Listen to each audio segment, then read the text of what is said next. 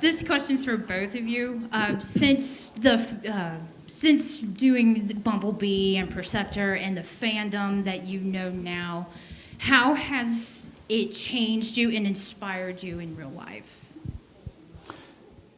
I'll tell you something, not to get maudlin about this, but I've done a lot of conventions. And to hear from a fan that either physically or mentally or emotionally, I was going through a really tough time, and that show helped me get through it, that's a powerful thing to hear. That's a powerful thing, because as an actor, you're thinking, I'm not doing brain surgery. This is not rocket science. I'm not doing I'm not doing anything for anyone really. To hear something like that is so moving that it really changes your perception of what you have done, what your career was about. So there's that.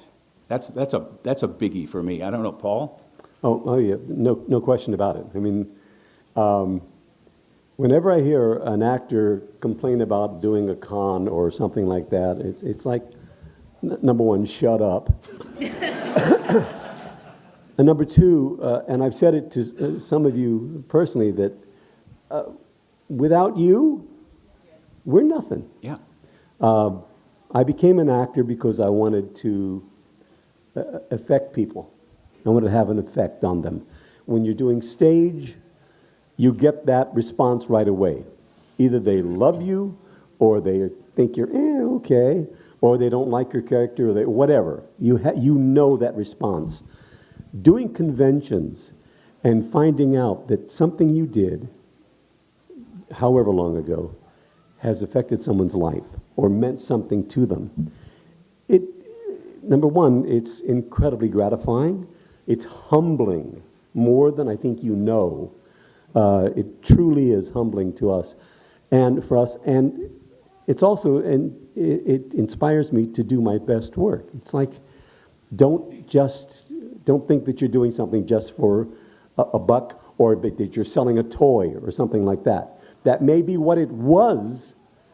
Maybe that's what Hasbro started way back when. It's okay, we're going to sell toys.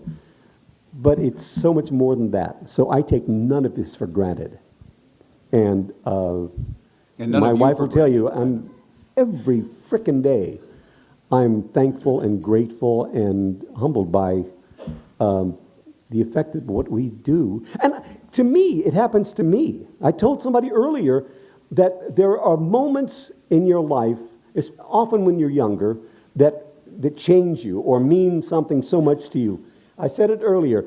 When I first started doing the Transformers, a couple of the guys were actors that I had grown up watching. One of them was an actor by the name of Clive Revill.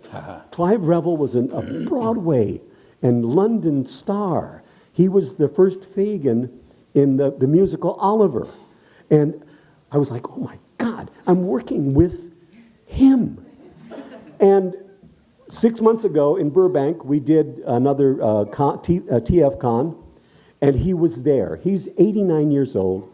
And I went up to him and I said, I don't know if you remember this, but when we first worked together, I was blown away that I'm actually working with you.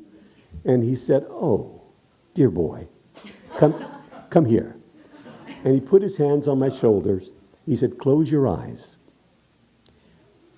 I'm going to have a hard time getting through. And he sang for me the first verse of one of Fagin's songs, To Pick a Pocket or Two. And it took me back. I had chills.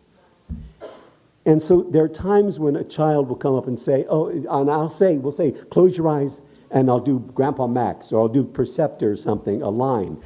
And I see the excitement. It's like, I know what that feels like. So we share that, So everything we do, it's like, sorry about getting maudlin, but it's true.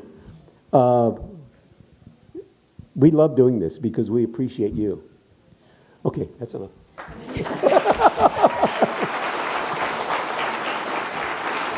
That's amazing.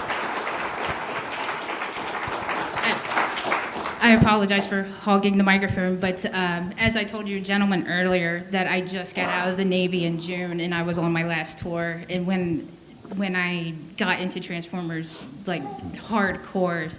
It was definitely a hard time in the Navy for me, and you all helped me through it. Oh, thank you, thank you.